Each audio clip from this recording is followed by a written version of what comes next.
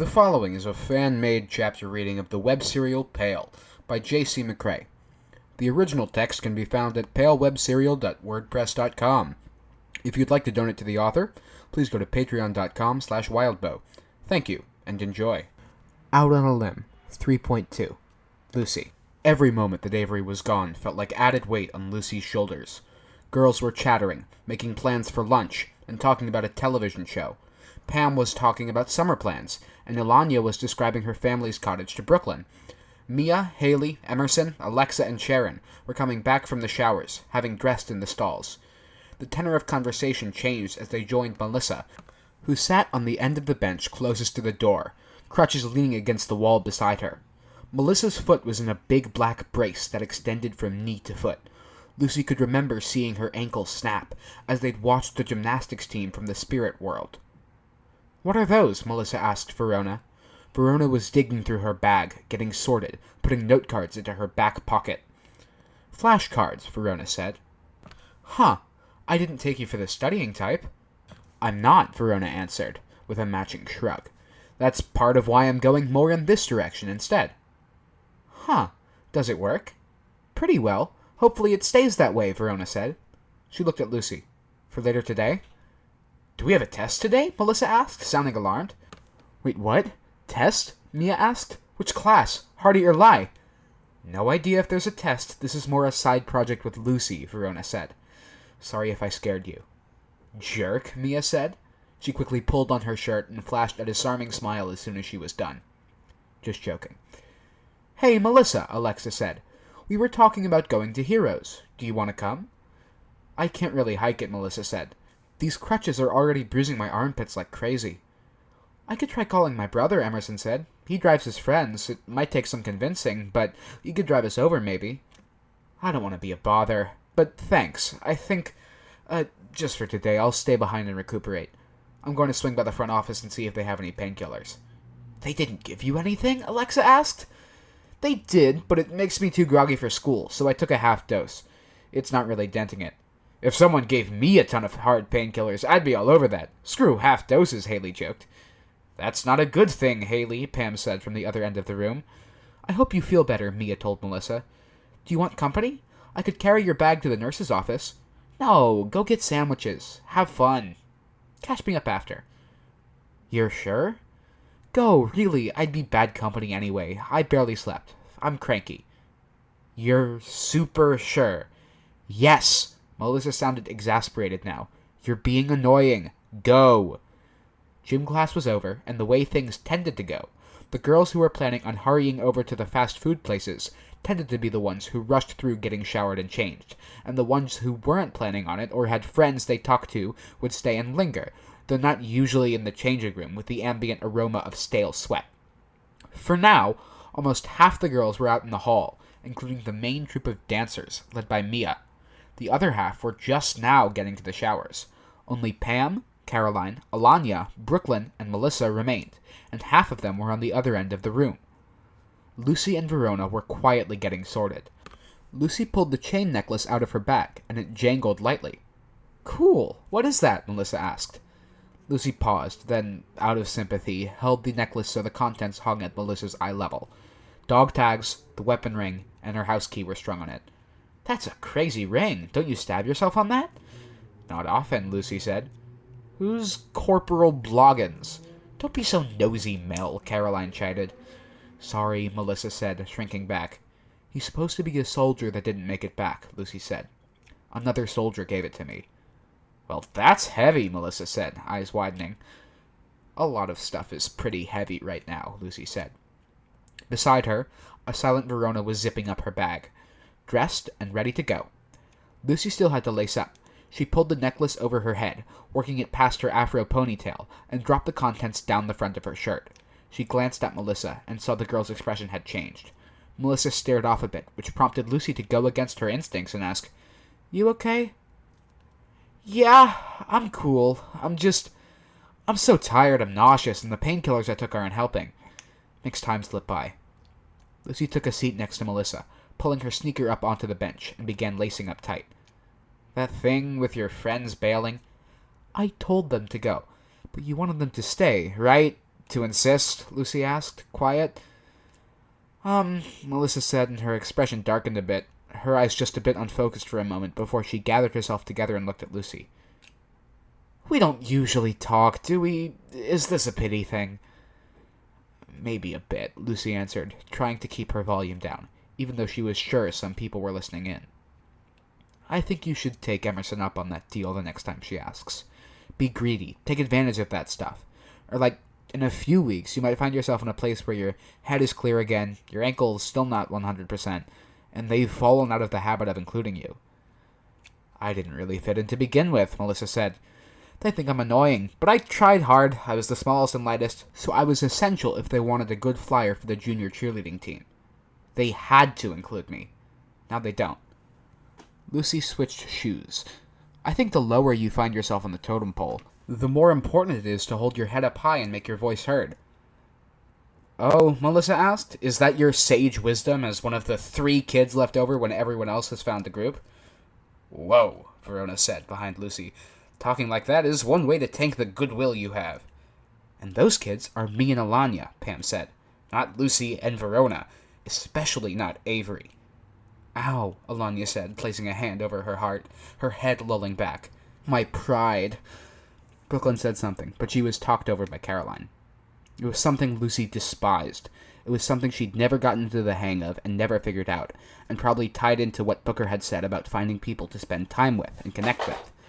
Put 5 or 10 or 20 other kids from their class, a year younger or a year older, into a room, and every single one felt the need to be the main character, to butt in, to make the joke. But it became noise, and it made her resent every single one of them. More than she resented Melissa's comment. I'm sorry, Melissa said. I didn't mean that. I'm tired, like I said. I have enough assholes to deal with, Verona said. If you're going to be another one of them... Hey, Lucy cut in. Let's leave it. She gets a pass as far as I'm concerned. 1. We've got other stuff to do. A pass would be appreciated. Melissa looked ashamed. It's cool of you. Verona pulled her bag off the hook on the wall and pulled it over her shoulders. I read once that love isn't finite. You can give someone some love, and it doesn't deplete any reserve or anything like that. But the bad stuff, like being an asshole, that's kind of the same. Assholes put shit out there and spread it around. Gross, Pam said. Verona pressed forward, ignoring the interruption. Don't do that. That's not the Melissa I know, and it shouldn't be the Melissa from now on. Yeah, Melissa said, sitting there looking miserable. I like what you said about love, Alanya sighed, acting overdramatic still, her hands pressed over her heart. It's like faith, warm and worth sharing. This is why you're one of the kids left over after we've all picked groups, Caroline said. Go suck one of your horse's dicks, Alanya said. The jeering and backtalk continued. Lucy checked in with Verona as she grabbed her bag. Other girls were leaving the showers now. Come on, Lucy told Melissa. She held out a hand. It smells like old armpits in here. You'll just be more miserable if you sit here like that. Melissa looked up at Lucy's hand. Come on! Melissa took her head. Lucy helped her get to her feet, then held her steady while she got her crutches. Verona held the first of the double doors open as the girl crutch walked through, Lucy following to get the next door as soon as the first had closed. The boys were already loosely lined up at one side of the little hallway, the girls at the other. Melissa, Mr. Bader said, I wanted to have a word. Uh-huh. I talked to your mom and one of the women from the wavy tree. They mentioned you sometimes lead exercises at the dance studio? For the littler kids, kind of. We take turns walking them through the stretches and stuff at the start. In the interest of giving you some excuse to participate more, would you like to lead a class? You'd have to come to me with an idea of what the class would entail. I guess. I kind of thought we could do more stretching and stuff. There's this yoga challenge I've watched hundreds of videos for. I thought it would be fun to get everyone to pair up and try that. Yoga? Justin groaned the word from the tail end of the boys' line. Ew, no. It was just an idea, Melissa protested. And it's harder than it sounds. The only yoga I want to do is that guy from the fighting game who breathes fire, Xavier joked. I thought it would be fun, Melissa said, almost drowned out. Mr. Bader's attention was split between her and the boys, and it kind of looked like he wasn't getting anywhere with either. Melissa deflated further. Mr. Bader? Lucy asked. He frowned at her, now giving her his full attention. Melissa said she wasn't feeling well and she was going to go to the office. I was actually thinking of going and calling home, Melissa said. Can we take her over? Verona asked. Go, Mr. Bader said. Try to stick it out for the rest of the day, Melissa. Be good, all three of you. He glanced at Lucy as he said that parting line. She wondered if he held a grudge after her mom had called the school, or if it was something else, or just him trying to make eye contact with all three of them and lingering on her longer for other reasons. Awkward, Melissa said. Verona made a quizzical sound. I didn't think the boys would fight so hard about my idea. Paired yoga is really fun if you're good at it, and funny if you're not. Kind of felt on the spot, and I already feel like everyone's staring. They're not, really, Lucy said. Well, thanks for getting me out of there anyway, Melissa said. She grunted a bit with each use of the crutches. Her shoe clopped down, her foot in the massive brace was held up off the ground, knee bent. It had to be heavy. Glad to, Lucy said, meaning it. And I do have ulterior motives. We've got a place to be, not a lot of time, and the front office is closer to the door than the gym. Crafty, Verona said. Trying to think of Avery, Lucy murmured. To Melissa, she added, if you don't mind, we'll drop you off at the office and then bail. We can be square over the comment in the changing room. Yeah, Melissa said. Sure, that's cool. I hope Avery feels better soon, by the way. They walked down the hall, Verona and Lucy on either side of Melissa. I do too, Lucy finally said, and there might have been a gravity to the words, because Melissa gave her a concerned look. It wasn't hard to get Melissa refocused on moving forward, especially as they reached the short hallway that led to the principal's office and the main office. They dropped Melissa off, helped her sit in one of the oversized puffy chairs, then left, heading for the door. Once there, they waited with a handful of other students while a staff member watched, arms folded. No setting foot off school grounds until the bell rang. You've been quiet, Lucy murmured to Verona. Verona had changed into a black V-neck top and denim shorts. She had a choker and a black lace belt that didn't look strong enough to hold much. Planning, Verona answered. Why the focus on Melissa? I didn't really intend it, but maybe it's some good karma. I don't know. It's not like we're losing time or anything. No, it was good. Just, I don't know. The bell rang. There were 2 double doors at the front of the school, and they pushed one set open, hurrying down the concrete steps double time. The timing of this was kind of inconvenient, but whatever. Matthew's truck, side scraped, was parked just down the road, not in plain view of the front office. Matthew stood beside the door, his back to the school. He jerked his thumb at the cab of the truck. Lucy stepped onto the wheel, vaulting over, then gave Verona a hand in getting over the side. Charles sat in the passenger seat. No Edith. Where's your wife? Lucy asked. At the meeting place, keeping an eye on things. Heads up, you've got a ferry on board and another one hitching a ride as soon as we're outside of the city itself. Ferry? Verona asked. She looked down the truck cab, which had some tarps and stuff folded up down one side, along with the tents, still from 2 weekends ago. She reached for one bit with her toe. Lucy switched to the site and saw swords in crimson. Care! Verona jumped, scrambling back. In one corner of the truck bed was an arrangement that could have been a collage or a really stellar photo. A really creepy stellar photo. A spider web, dense and scintillating, with a bat and a moth the size of Lucy's head caught in it. The bat held a centipede in its mouth and twitched, flapping its one free wing, while the other pulled at the strands. Maricisa? Verona asked. The moth folded its wings, then unfolded them. The pattern on the wing became eye-shaped. Maricisa's eye. It blinked. I thought we could talk before we get there, Maricisa's voice whispered. The truck rumbled as the engine turned on, then pulled out of the spot. Lucy ducked her head down so the tarps and tents blocked the view, in case they got in trouble for illegal riding. Talk about what? Verona asked. A lesson. Free of traps or ploys, the spider web whispered. The eye changed in subtle ways each time the moth managed to fold up and part its entangled wings. It happened in a way that left Lucy feeling like she couldn't see what the differences were from instance to instance, but when it got a few steps down the line, she could think back and realize how it was different from a few seconds ago.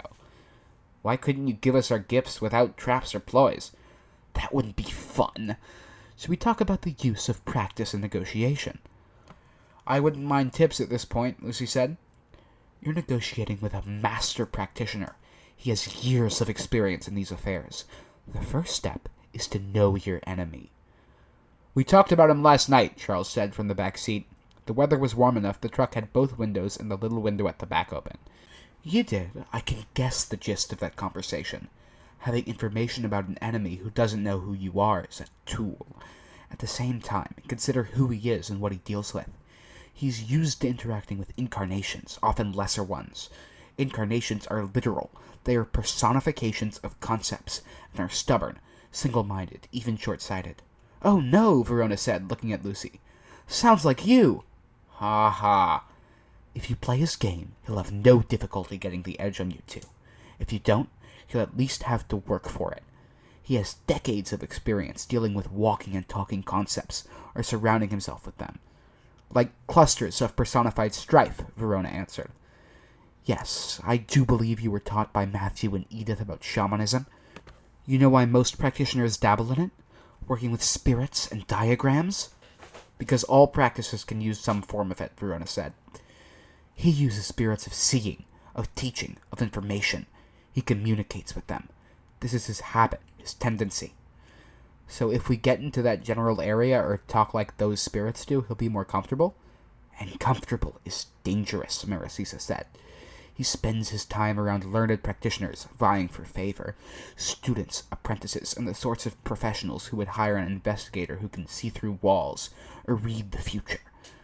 So, if we're going to be something very different from that, we'd have to be not stubborn, not single-minded, not learned or wise, and not cunning?" Lucy asked.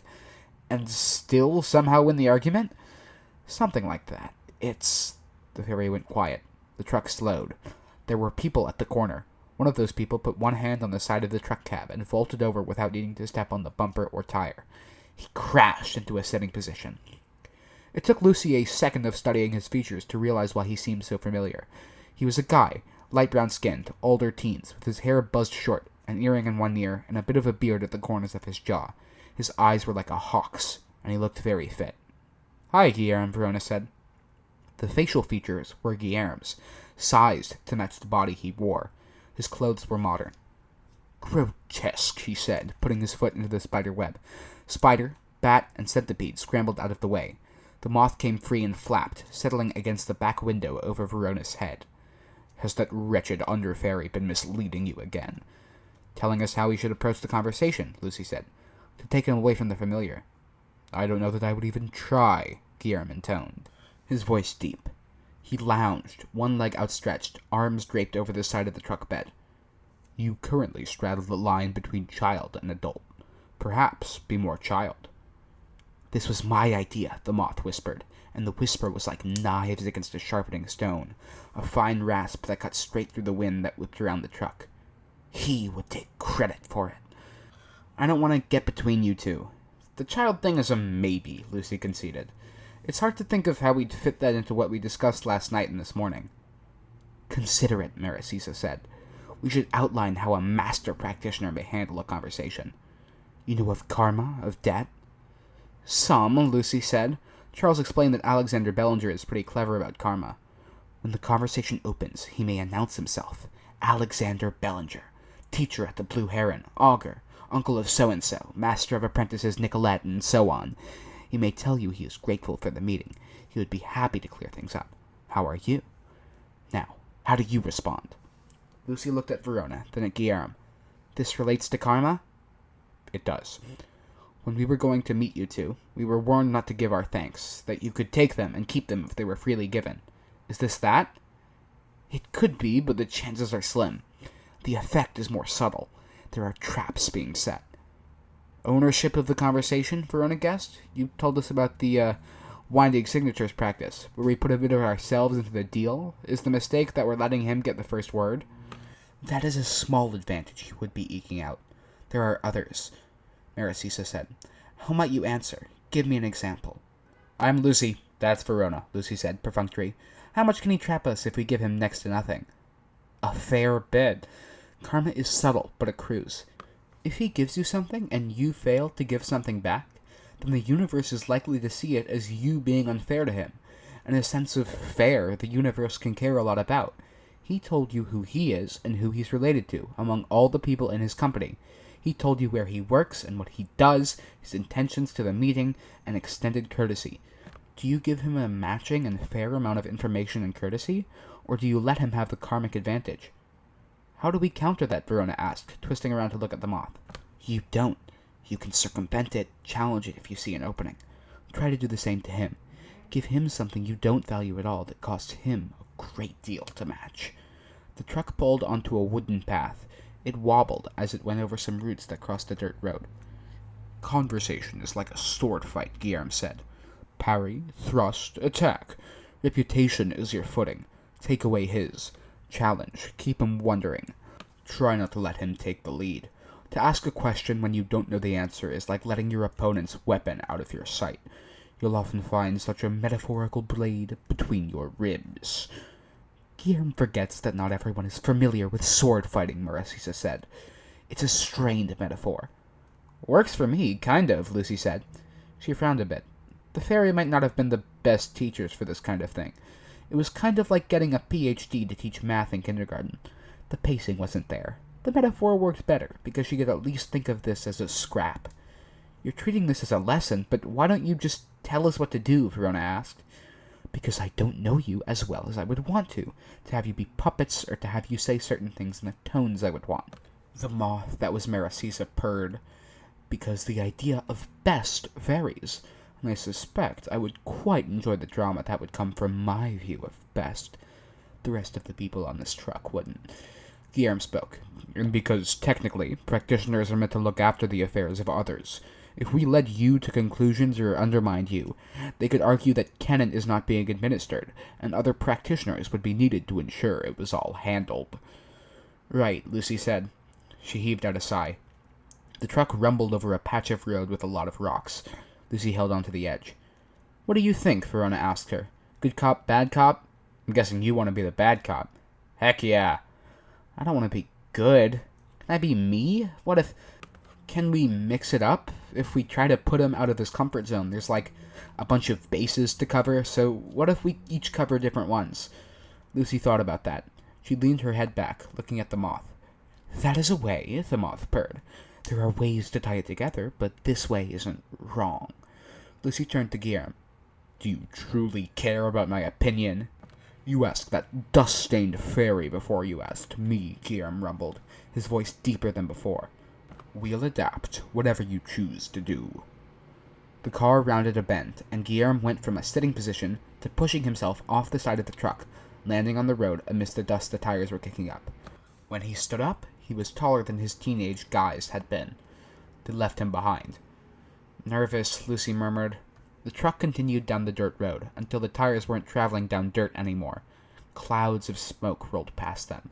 Lucy gripped the truck, bracing her foot for further leverage, as she lifted herself up to look over the top of the truck, ducking her head to avoid the leaves and possible branches that passed over the roof. The truck slowed. The dirt was black, and candles and bowls drifted slowly across the surface. The smoke rolled past them in waves, and each time it did, the scene was subtly different. Darker, with brighter trees, more candles.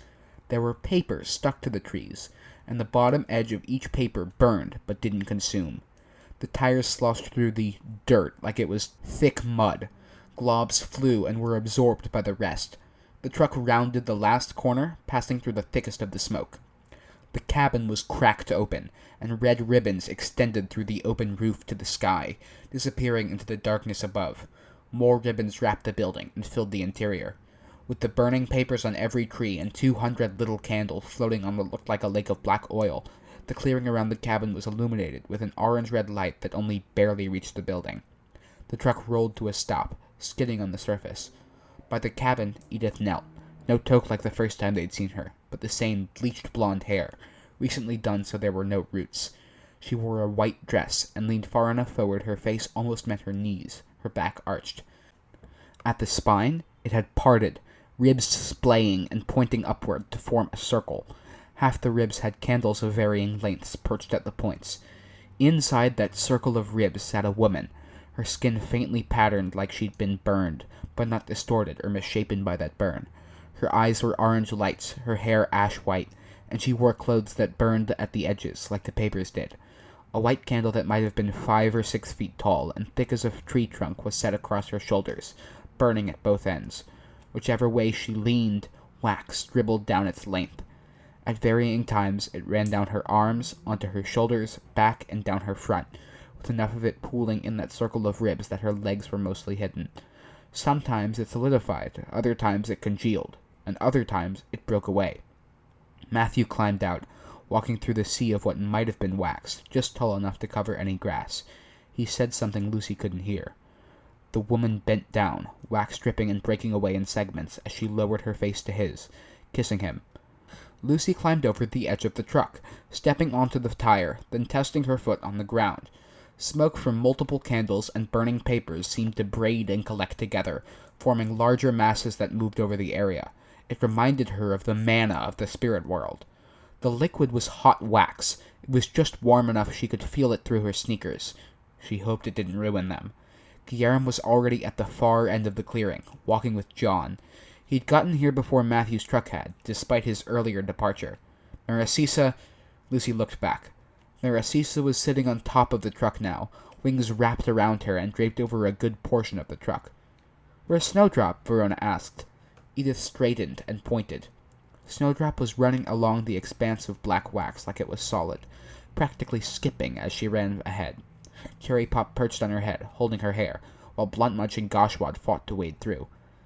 "I didn't think Edith was that powerful," Lucy admitted, looking at all of this. "It's a specific kind of power," Narcissa said. "Candles are set within home, temple, or sanctuary in times of darkness. There are others who can bring the spirit world with them, at least for a little while. It makes spirits stronger, but that's not what we need right now. They may have more spirits than we do." "Is this a problem?" Verona asked. "No," Narcissa answered. "This is only preparation." Even as she said it, the smoke began to withdraw, reversing direction to flow toward candles and papers. The wax was a pool in the clearing, but the edges began to recede, the pool shrinking. Edith had blown one end of the candle out. Candles along the ground began to go out. She turned her double-ended candle around. Already, the pool had shrunk to half of what it was. Lucy looked with the sight, and it was easier to see the spiritual, a little sword holding every paper to the nearby trees. Her normal vision seemed to forget the aesthetic, seeing the pool as smaller, more of the candles unlit. Edith blew out the other candle, then embraced it, ducking her head down and crawling into Edith James's back. Liquid wax sloshed and overflowed, heavy with soot and smoke, rolling over Edith's hair, body, and clothes. It dried and solidified into a thin layer that became non-existent a second later, not truly there or solid. Edith moved again, lifting her head and stretching. She took Matthew's hand and stood. There was no obvious sign that anything had been done. A few more blades in the trees than there had been last night, maybe. Cherry Pop screamed as Gashwad pounced onto Snowdrop. They didn't have the speed advantage now that the turf wasn't so spirit world. A small, unfamiliar goblin scampered across the clearing. Blunt Munch caught it, lifting it up. As Snowdrop ran by, with Gashwad clinging to her and pulling her hair, Blunt Munch grabbed Gashwad too. "News?" Matthew asked. "They're almost here," Blunt Munch announced. He gave the new goblin a shake, then said, "Go, or I'll use you to wipe myself for the next month." He dropped the goblin and it ran off into the trees. Lucy and Verona caught up to Matthew and Edith. Guillermo and John approached. Even Charles came, venturing out of the trees and into the clearing. "It has to be you two who approach this," Matthew said. "Anything else gets more complicated." Blunt Munch pointed. All of them walked up to and past the cabin, which was no longer exploded, just a regular wood cabin with a broken wall and a lot of bright red ribbons within. Lucy got her mask, hat, and little cape from her bag. Verona already had the mask out and grabbed the rest from her stuff. They left their bags leaning up against the wall. Lucy put on her weapon ring, just in case. "Should we know what you did?" Lucy asked Edith. "The spirit world stuff?" "I'm so curious," Verona added. "I prepared the area, in case there was a fight. Put myself into it. Fire, light, and smoke are best if you have to use any practice." "Funny thing," Verona said, looking around. The goblins had settled at the edges of the trees. "You taught us a good bit about fire, light, and smoke. I've got spell cards." "It won't work, Edith," Narcissa purred. She was full size, half draped over the tin roof of the cabin. "They see it already. They've decided what to do about it." Snowdrop approached, leaving Cherry Pop behind. She turned, hopping up a bit to look inside the window, then dropped down, slumping against the wall. Birds took flight above the tree line. "Always with the birds," Charles grumbled. "Birds?" "Seers like to use birds," Charles said. eyes above, auspices, symbols of wisdom and learning. The birds gathered, then slowly descended, in pairs, threes, in groups. All around them, birds found perches on branches at the clearing's edge. Every single one of those birds proceeded to catch fire and tumble, flapping to the dirt and grass below. Papers appeared out of nowhere, igniting and burning. "Hey, Edith," Verona asked, "do you think you could tweak the papers? Is that asking too much?" "What tweak? It would have to be small." "Bright? More than hot?" "A little bit brighter, perhaps," Edith said. She turned, her eyes roving over the trees, as birds continued to land and burn, tumbling as the fire got too bad. Where her eyes traveled, the outlines of papers appeared, the diagrams on those papers emerging like they were scratched into the bark. The same lines and diagrams shifted, symbols translating from underlined triangles to circles with dots, lines moving to become crowns of three rather than single lines. Birds continued to land, and the fires were more like flashes, abrupt and bright. Lucy couldn't be sure, but there were a lot of birds in the air, and now the vast majority of them circled instead of landing. The augurs emerged, 5 of them. A man of about 40, narrow, with very light brown hair that might have been reddish, and might have been catching the lingering flames. Lucy didn't know much about fashion, but it looked like his outfit was bulletproof, so to speak. An expensive blazer, shirt, and slacks that may have all been custom fit. 3 men, one 30-something, maybe, she wasn't good at ages, with similar hair, a little wider at the shoulders. 2 good-looking men, closer to being teenagers or early 20-somethings, who were a bit more casually sloppy in a way that a lot of guys tried, and only a few succeeded at. They succeeded. And the girl that had to be Nicolette. She had brown hair that was arranged so it all fell down on one shoulder, the rest pinned back by a hairpin with white feathers. She wore glasses with branches for the arms, and thick, stark white frames that matched the feathers. Her blouse had a ruffle at the collarbone, and her skirt had a thin belt, pockets with a pocket protector and things slid in, including feathers and possible pens. She wore sandals for the heat. Smoke and the smell of burning feathers filled the air around them. "Well," the older man said, "Charles, you don't look well. Then 2 girls, you—" "Wait!" Verona interrupted. Then she strode forward, crossing the gap between the 2 groups. Lucy's heart pounded. If Verona was attacked now— Nicolette backed away a step as Verona approached her. She hesitated as Verona reached for her wrist. When she pulled her hand back, Verona grabbed her belt instead, giving her a tug. "Come," Verona told her. "Fix this now." "There's a great deal we need to discuss before—" "Shut up!" Lucy told Alexander. "No! This is between us and her. Nicolette. You're the teacher? You're responsible for your apprentices?" "No, I'm the—" "Then you're—" Lucy tried to talk over him. He kept talking, and there was just noise. "You're not responsible for your apprentices? You don't have leadership?" Lucy pressed. "Come," Verona insisted. Nicolette reached for the pocket where the feathers were. "Don't repeat that instruction." "Why? Would it matter? You're not that weak-willed, are you?" "Every pattern matters," Nicolette said. All 4 of the local goblins inched closer, as if drawn in by the chaos.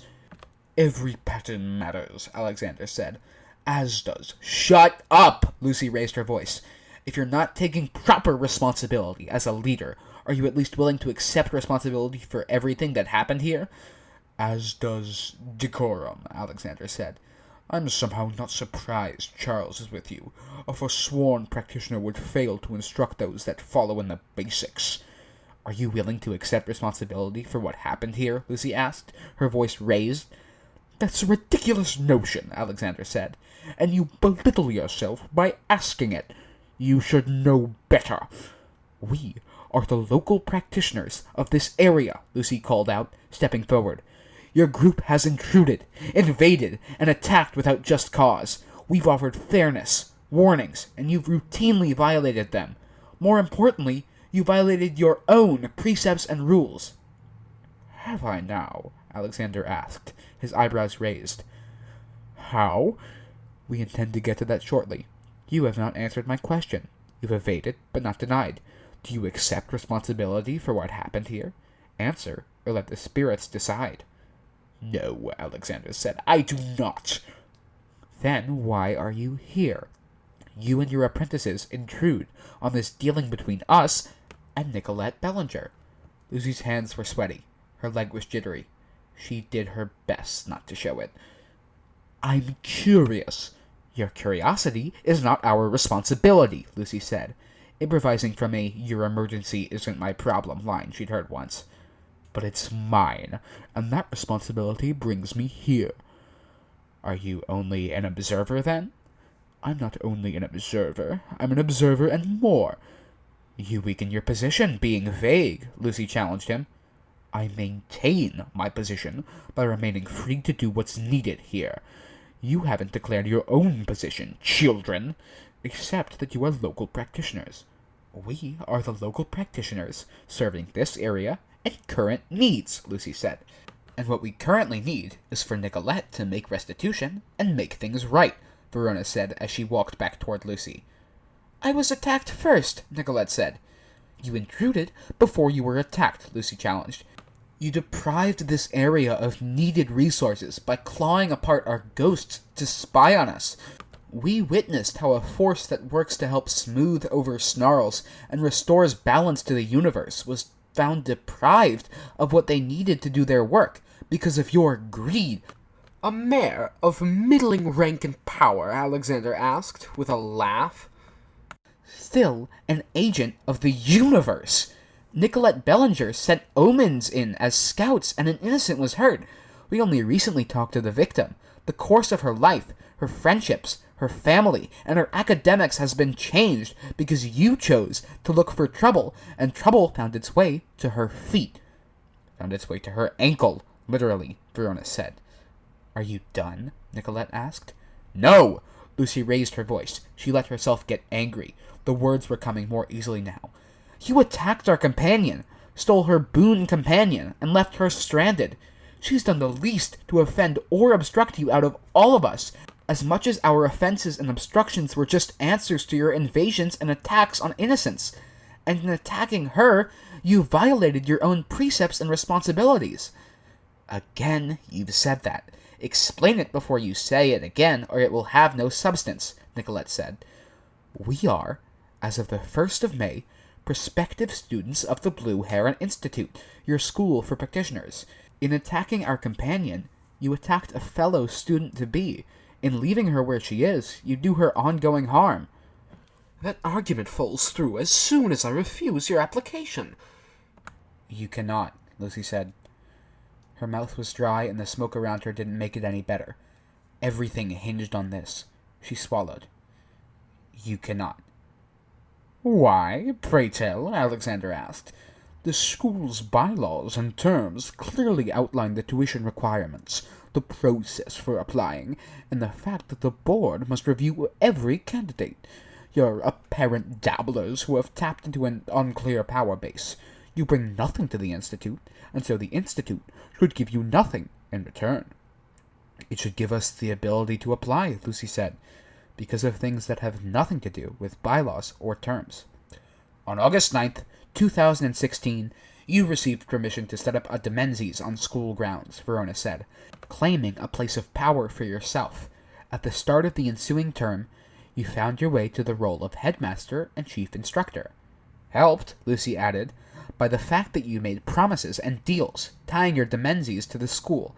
You stated your intent to use your place of power and the associated building to serve and educate the young practitioners of Western Ontario. You were not specific about dues-paying members. Charles laughed, and it was a mean laugh.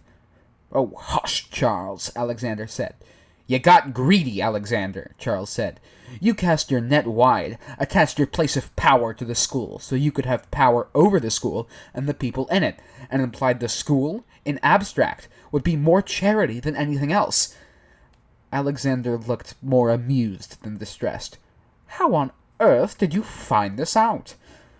We have an acquaintance who looked for edges against practitioners whenever she could, Verona said. This was Mrs. Gift to Verona, their means of applying to the school. Technically, Lucy added, I don't know that any of your students have to pay dues. I mean, if you want to keep your office and place of power. Did you swear it? Charles asked. No, Alexander said, but it would weaken my place of power and my hold on the school, true. Hey, does that mean we could contact every other student and let them know? And rivals? Verona asked. I think it might be something we can do, Lucy said. So, Alexander, please, for the third time, shut up! Marasisa laughed, tittering, and it seemed to echo a bit, with her face close to the tin roof.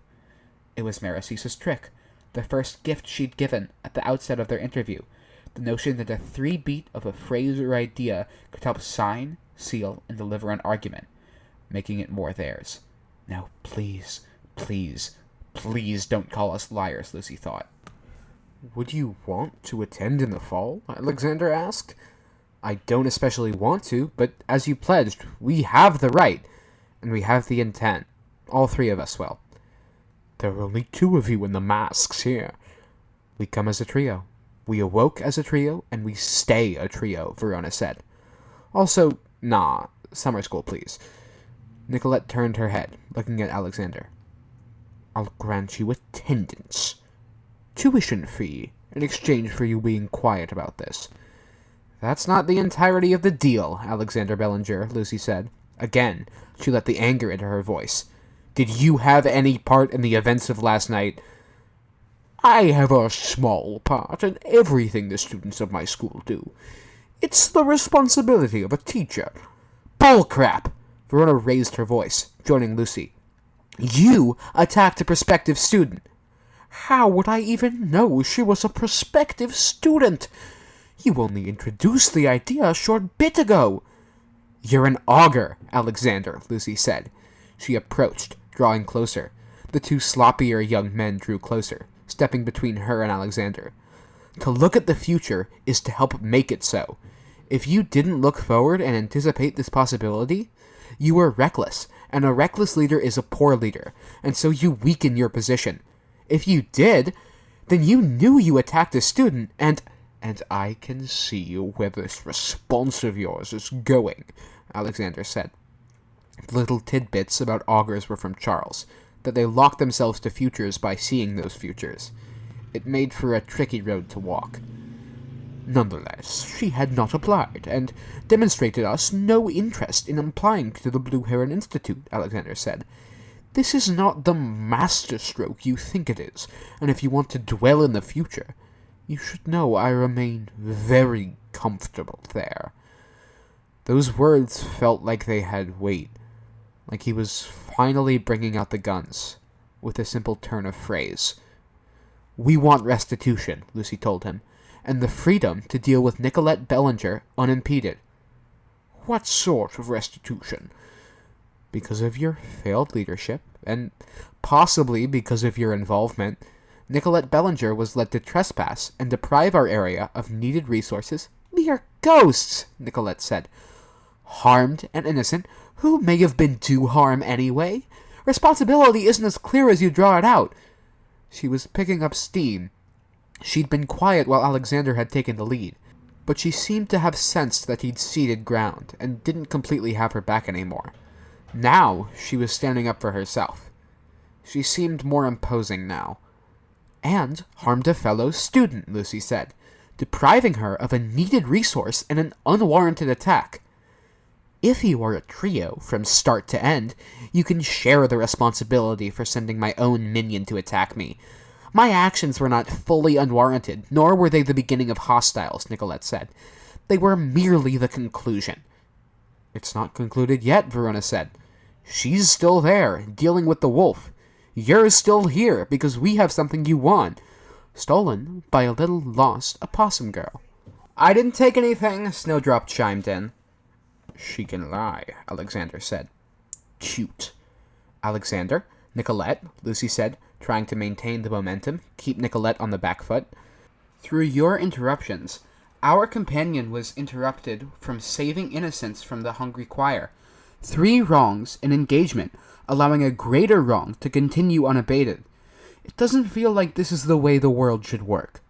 I would say the world makes more wrong turns than right ones, Alexander replied, and that it is better to go with that flow. The choir has been around for a while, Nicolette said. There's no reasonable expectation you could have stopped it. Could you swear, right now, that we couldn't have? Verona asked. I don't know who you are or what you can do, Nicolette said. We can make you bleed twice, Lucy said, raising her chin. The light changed as it passed through the eye holes of her mask. The wood around those eye holes didn't really get in the way of her sight, but the eye holes were framed with a diagram, and they made her eyes shine red from within.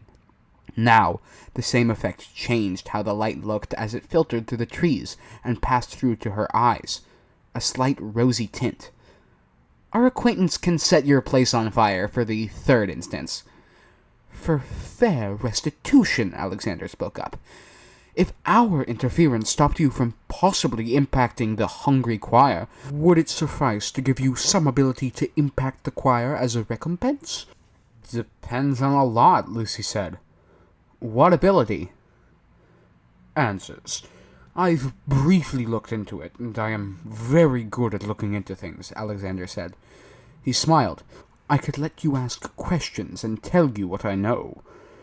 Feels like a trap, Verona said. You could have looked into it for 3 seconds. If there's nothing useful in my answers, or if I don't tell you everything I know, then say it so and we can agree on another form of recompense. Further, for my involvement in last night, I'll make a restitution by withdrawing my involvement today. You may deal with Nicolette as you see fit. You bastard! You gave me the tools and pointed me in their direction! Nicolette spat the words. Agreeable? Alexander asked. Not yet, Lucy said. Give her a bit of prodding. Withdrawing involvement isn't enough if you were that much of an instigator last night.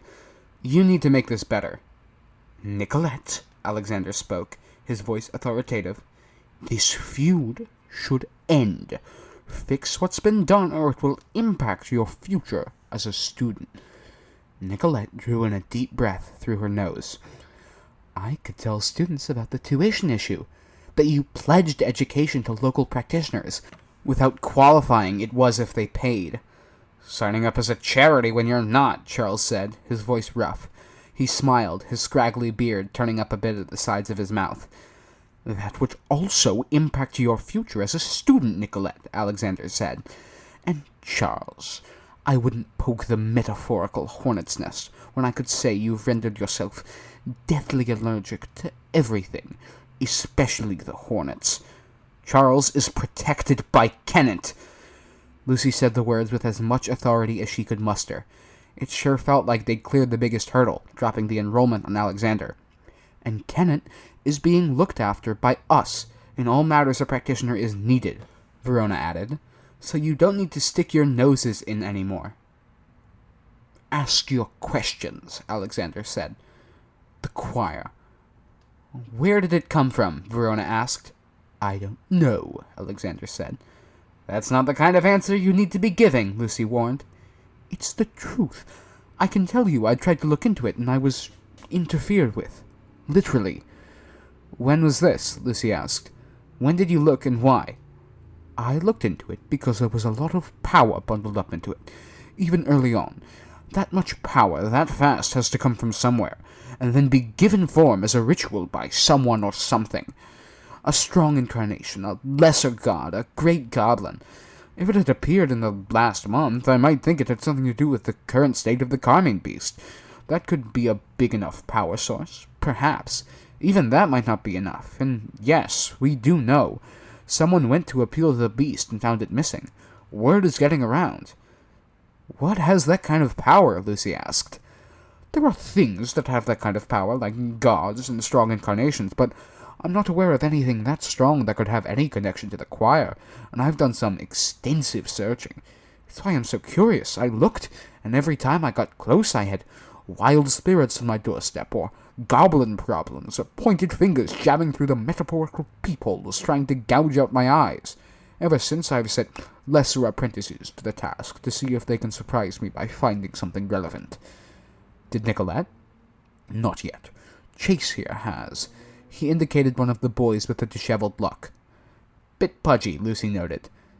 Did you find anything? Lucy asked. Chase remained silent, giving her a level stare.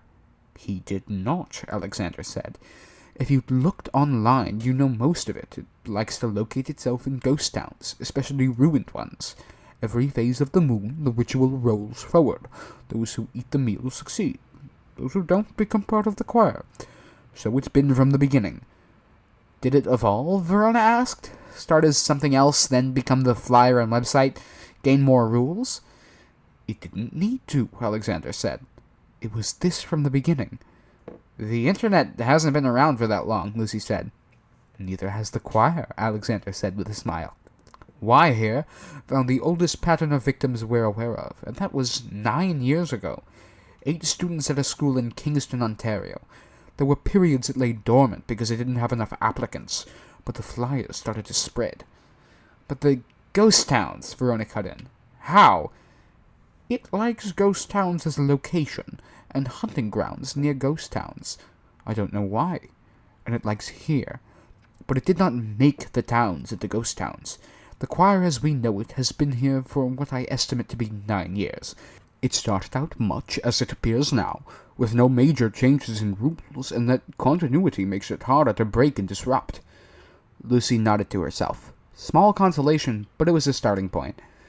We don't have long before we have to go. Can we contact you if we have more questions? You can, but you should bring the questions when you attend my school this summer. Cooperate with me, and I'll cooperate with you. He smiled. Charles made a spitting sound behind Lucy. We need you to leave Kennett be, Lucy said. Your underling has already upset balances. I tampered with ghosts, Nicolette said. It's like saying I disturbed the ecosphere by trimming weeds. Our weeds. In a place under our protection, Lucy said. For how long? Alexander asked. Lucy and Verona turned to look at him.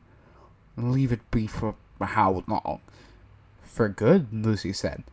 No. If young practitioners can come to me from here, I can't be that blind or uninvolved with things here. The blade cuts both ways. If you're acknowledging my position, then you have to acknowledge my need as head of education for this area. Lucy turned, looking back. The others of Kennett were mostly gathered. Snowdrop, the goblins, the two fairy. John held a rifle. There was Matthew and Edith standing next to each other. There was Charles, who wasn't another, but was essentially as off-putting as one. Alpiana was absent, but she couldn't really operate in the day. The choir was absent, but the choir was a whole other mess. The absence was a good thing. Charles leaned in close to whisper something to Matthew. Matthew stepped forward and leaned in to talk to Verona. Until the affair with the Carmine beast is settled, Verona said. That could be never! Verona and Lucy looked back. Matthew held up his hand. 5 fingers splayed. Or 5 years. Whichever comes to pass first, Verona said. Alexander nodded. I will not communicate word or symbol, and I will keep my other students, apprentices, and acquaintances from doing so about Kennett. I will avoid it and keep my other students, apprentices, and acquaintances away from it to the best of my ability, unless given cause the highest authorities would deem just, such as revenge for greatest wrongs or direst need that impacts us all. Do you really think it will come to that? Lucy asked. No, I do not, he said. Do you know it will come to that? Verona asked. Alexander shook his head. But it's a good proviso as a just in case. Lucy looked at Verona, then the others, then nodded at him. Thank you for your cooperation. He smiled. She felt uneasy. Leaving you, Lucy said, setting the burning red eyes of her fox mask on Nicolette. I want my book, Nicolette said. Whatever she took as well, please. I took nothing, Snowdrop called out. Goblins tittered and cackled around her. Verona held up the book, pocket-sized and leather-bound. She paged through it. You made a lot of appointments, many with Alexander. I would rather not go to war, Nicolette said. I will if I have to in order to get that back. It feels like an empty threat, Lucy said. I'm willing to deal. And you're offering what? Lucy asked, a little angrier. I'd really like to hear you guess what it is we want or need, because it would say a lot about your character. I was thinking that some goodwill could go a long way. You may be on Alexander's bad side. If you'll be attending the school, having some friends there will help. My word could make or break your relationship with a half-dozen other practitioners around our age. You're kind of ignoring the fact that our friend is in there, Verona said, and has been for most of the night and all morning. I don't know what you want me to do about it. You have the companion. You destroyed the escape route and ruined the way. What do you want from me? Nicolette asked. I want you to pledge to take her place, and soon. Deal with what she's dealing with and find your own way out. Let her free. I want you to make restitution to those you hurt with the practice. You'll provide something to restore the balance you upset with your first offense against Kenneth. You'll provide something of equal value to the harm you did to the girl your omens hurt, and make it up to her. You'll make it up to the victims of the choir from last night. I'm not exactly inclined to throw myself into a broken ritual I know nothing about. I can look into ways to get her out. Take her place, Lucy said, or get her out now. Don't give us weak words like that. Nicolette, Alexander said. Nicolette closed her eyes. What? I can put you in contact with those who would help you find your way out. For a price. What do you want? Copy a tome for me. You can pick the date, but it must be this summer. Nicolette opened her eyes. She looked at Verona. Would you check the date, say the 19th of August? Is it open? Verona flipped through. There's no entry for that date. I remember making an appointment for then. It's my grandmother's birthday. Did you interfere with my notebook? Verona smiled. Tons. Nicolette was stiff. She clenched her hands. What did you do? I took all the appointments out. Looks like I cleared your schedule, Verona said. She drew her feather pen out of her sleeve and waved it around, and then she threw the notebook, and it landed halfway between them. Did you save them anywhere? Yeah, Verona replied, but I'm not telling you until after you've pledged to help. I can't pledge until I have a date clear to make a deal with Alexander, Nicolette said, a bit emotional. You're being unreasonable. What's unreasonable, Lucy growled, is that you left our friend in there to deal with a nightmare situation for 12 hours. If you're scared at all right now, then I hope you realize that she's been dealing with worse. If you don't give us what we need, and what my friend needs right now, I fully intend to destroy you. We intend to destroy you, Verona said. The 18th, Nicolette said to Alexander. I'll set the time aside to copy out the book. I leave the day open to travel to see my grandmother. I'll figure something out. Tell us, Lucy said. I pledge to take her place as soon as I've secured a reasonable belief that I can escape, and I pledge to do what is necessary to establish that belief promptly.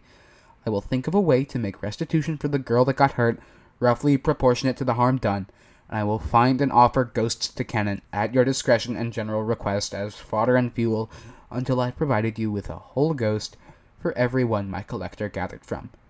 In due time, Matthew said. 1 season at a minimum, Nicolette said.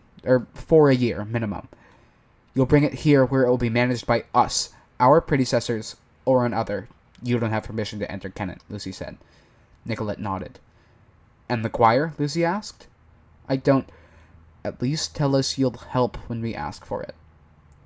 I'll try. Go do what you need to rescue our friend. Promptly. We could ask you to spend an hour there for every hour she was there, but right now I just want her out fast. Return that goodwill with some of your own and be fast. I will try, Nicolette said. Thank you. When you're done, if there's no fuckery, we'll send you your schedule. Nicolette ducked her head in a nod or a bow, then turned. She was stiff as she hurried back toward the tree line, presumably toward the road where she and the other augurs had parked. The others of Kenneth, Verona, and Lucy remained where they were as the augurs departed. It took a few minutes before the flock of birds disappeared from the sky above.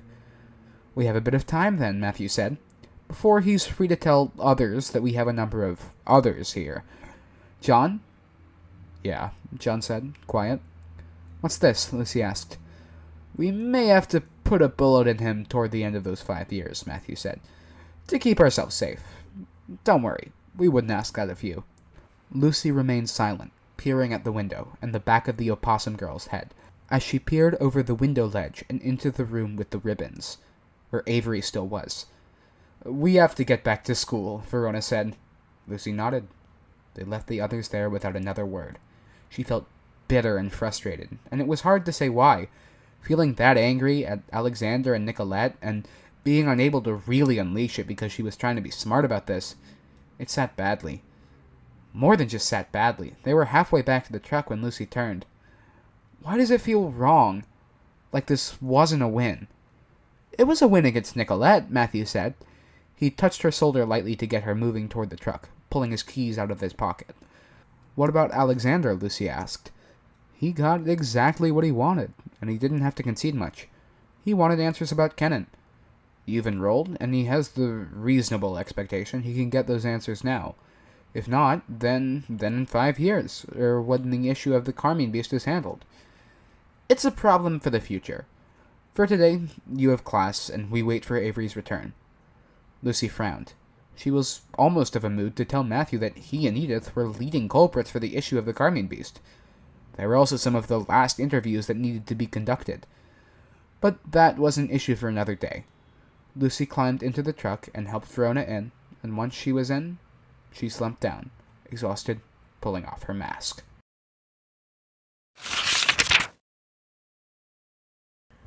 "She's gone!" The words were screamed by a messy possum girl who stood in the doorway of Miss Hardy's classroom. Verona already had papers prepared, laying them down. Lucy had to act by another means. She'd had her knife with her for the meeting with the Bellinger Circle, and she pulled it out now, dragging it across her desk, drawing crude lines. A few heads turned. Those same heads got distracted by Snowdrop's inarticulate noises. Connections broken, bags grabbed, they followed. Snowdrop broke into a run as soon as she was sure they were keeping up. When Snowdrop proved too small, Lucy picked her up and swung her into a piggyback position. Her legs burned as she ran with the added burnin. Verona huffed. They caught up to Avery about 2/3 of the way to the clearing, in the midst of the woods. She looked so tired, shaky. She was dusty and pale like she'd been sick. Her hair wasn't in a ponytail. "Hey," Avery said, her voice hoarse, quiet. "Are you okay?" Lucy asked. "I feel like I was just screamed at, threatened, and told horrible things by the most unpleasant person I may ever meet for what felt like days," Avery said. She swallowed. "Am I bleeding?" Lucy looked, searching, then shook her head. "Miss kept the wolf from hurting me when she got there. Distracted her. She said she couldn't come back for a while, but she felt she had to, because she set me on the path, and I was right in saying she came from there," Avery said.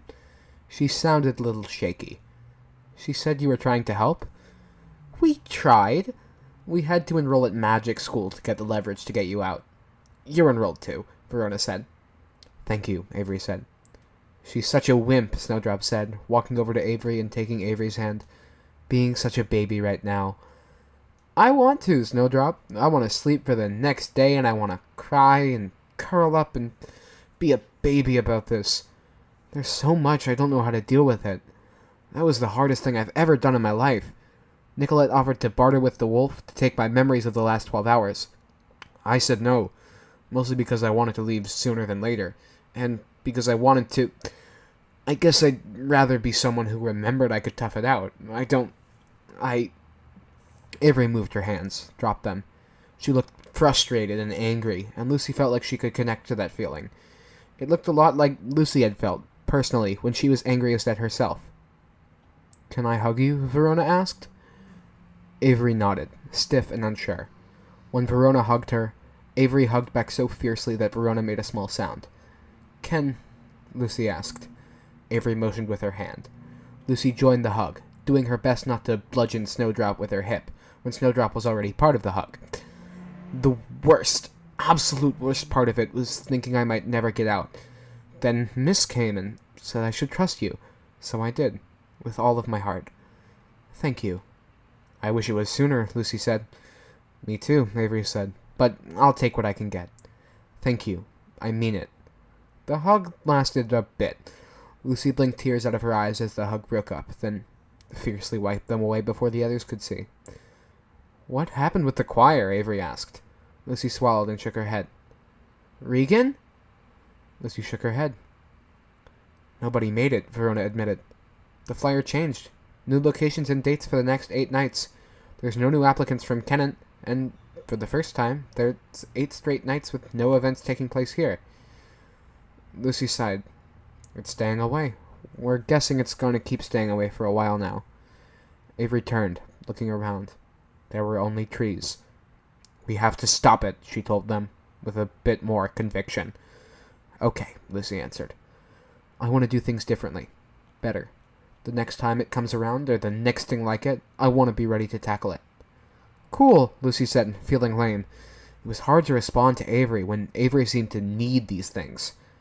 I'll be running the other direction, Snowdrop said. Avery put her hand on the opossum's head, rubbing good against hair. Do you want to go to class? Lucy asked. Play hooky? We could hit up a convenience store, buy snacks, go watch your favorite movies.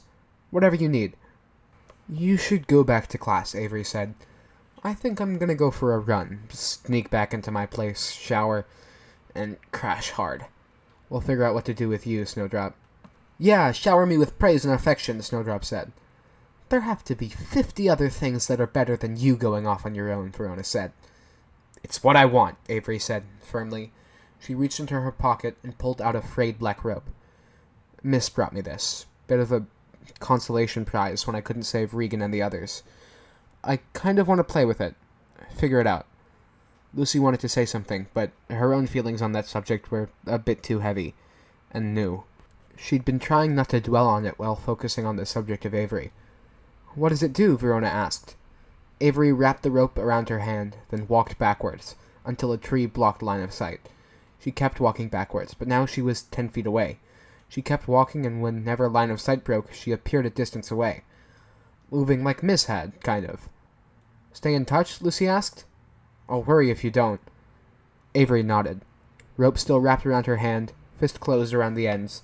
She broke into a run, covering an easy 10 times the distance as she cut from tree to tree, ducked behind a rock, and appeared 20 feet away from behind a tree, took 2 paces until she disappeared behind another tree, and appeared another 30 feet down the path. Snowdrop gave chase. Lucy remained where she was, tense, Verona beside her, waiting, worried. She heard a distant Avery, hollow and echoing through the woods. A whoop. Whatever else she might be feeling, she'd found escape and freedom in the hard run, and the new toy, and her companion chasing after her. A bit raw, emotional, but not wholly or even halfway negative. Beside her, Verona let out a breath, as if she was thinking and feeling the same thing. All was not lost, and Avery was still Avery, and Lucy could let a bit of that tension slip away. This has been a fan-made chapter reading of the web serial Pale by J.C. McCrae. The original text can be found at palewebserial.wordpress.com. If you'd like to donate to the author, please go to patreon.com/wildbow. I've been username/codpolish. Thank you.